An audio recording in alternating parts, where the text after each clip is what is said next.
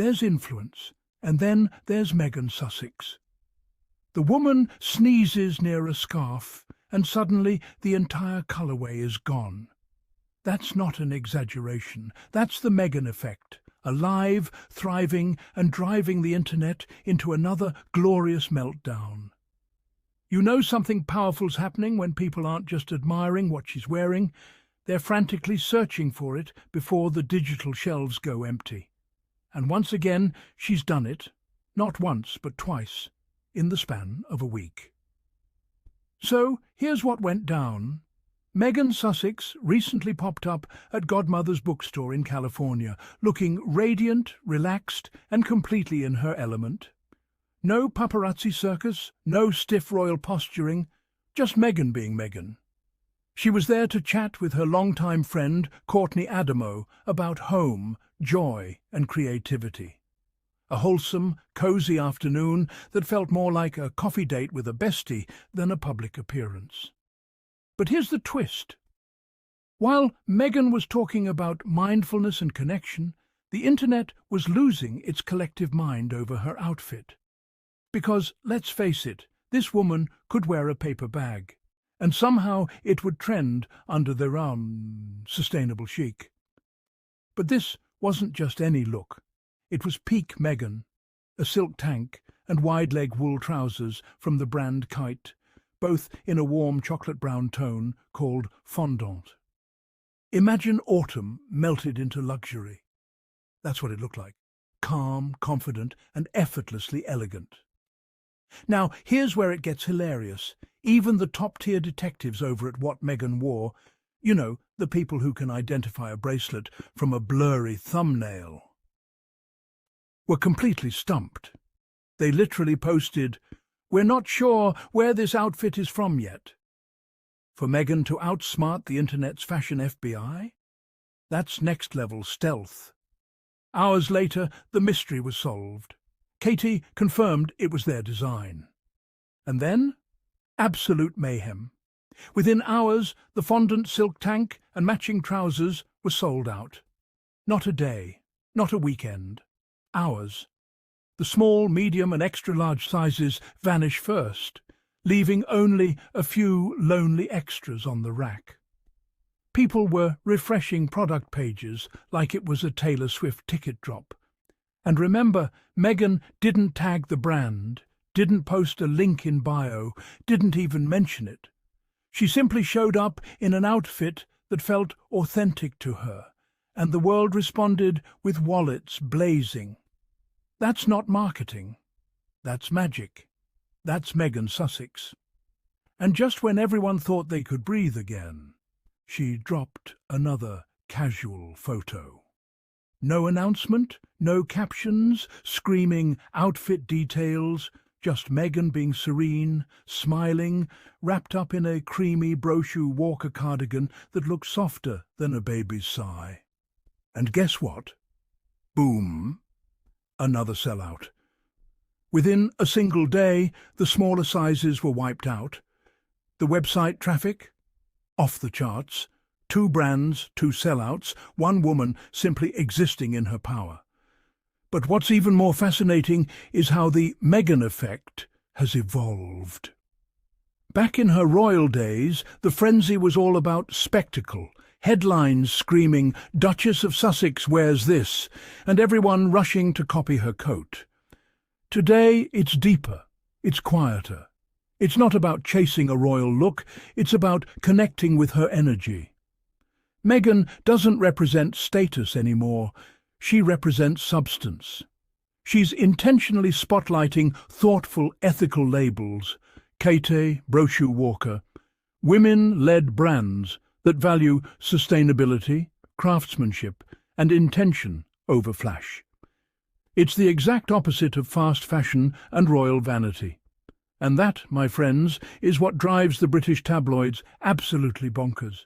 Because let's be real, these same outlets that once mocked her, dismissed her, said she'd fade into obscurity once she left the palace, they now have to watch her dominate global fashion, from her garden in Montecito.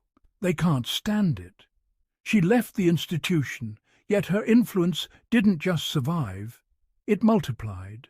And you can feel the bitterness dripping from those headlines every time she steps out and an entire clothing line disappears overnight. See, Meghan's not selling royal glamour. She's embodying something much rarer: peace. The calm, grounded kind of confidence that comes from knowing who you are and what you stand for. That's why when she says something like, "When guests arrive, I open the door barefoot, wearing an apron," people relate. She's the anti-royal royal, approachable, warm, human. And that's what keeps her magnetic. People don't just want to look like Meghan, they want to feel like Meghan. Balanced, empowered, centered. And the numbers back it up. Every time she wears something, it's not just sold out, it's erased from stock lists. Kitey's fondant pieces gone in hours. Brochu Walker's cardigan wiped clean in a day. This isn't a PR stunt. There's no marketing push behind it. She's not getting paid to tag brands or stage photo ops. Her authenticity is her brand. She doesn't need a PR machine, she is the machine. Meanwhile, across the pond, you can almost hear the royal courtiers clenching their pearls. Imagine spending months coordinating palace wardrobe looks, all those meetings about matching coats and fascinators, only for Meghan to outshine them all by wearing a sweater and smiling. It's poetic justice. While the firm is busy micromanaging photo angles, Meghan's influence is organic, effortless, unstoppable. What makes this moment so satisfying is how it completely flips the narrative the tabloids tried to push. For years, they told us Meghan was irrelevant, that she couldn't make it without the royal brand behind her. Well, joke's on them.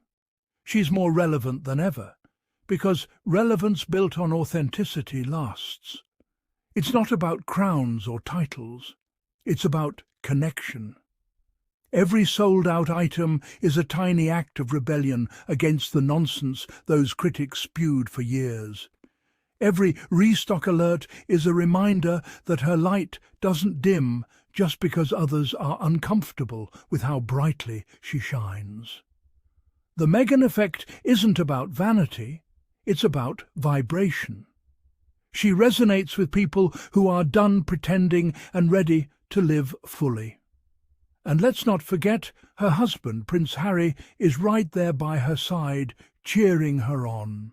He's the man who saw through all the noise, walked away from an outdated system, and helped create this new chapter where authenticity wins. Together, they've become the power couple the media can't control, but can't stop talking about. That's what burns the most. Their independence is thriving. The truth is, Meghan Sussex doesn't have to try to be influential. She just has to be. Whether it's a brown silk tank or a soft cardigan, she reminds people that fashion isn't about status. It's about how something makes you feel. That's why people are drawn to her, because her energy is pure and real. So to everyone who mocked her, doubted her, or tried to erase her, congratulations, you just made her more famous. Every snide comment from a bitter columnist only amplifies her reach. Every attempt to tear her down gives her another headline. It's the kind of poetic irony Shakespeare would have loved. Because in the end, the Meghan effect isn't coming back. It never left. It just evolved into something more powerful, more soulful. It's no longer about copying her outfit, it's about embracing her mindset. Grace over gossip, peace over performance. And that's why she continues to win. 2 brands, 2 sold-out collections. One woman whose quiet confidence still shakes an entire media ecosystem that once underestimated her. Meghan Sussex doesn't need approval. She creates the standard. And if that isn't influence, I don't know what is. If you've made it this far, you clearly get it. You understand why the Meghan effect is the real deal. She's not just inspiring fashion choices, she's inspiring freedom, authenticity, and grace. So, if you love seeing Meghan and Harry thriving, make sure you hit that subscribe button, drop a comment, and join our growing community here at Sussexes Unfiltered. We celebrate truth, we reject the noise, and we'll keep reminding the world why the Sussexes remain unstoppable. Until next time, stay kind, stay curious, and as always, stay unfiltered.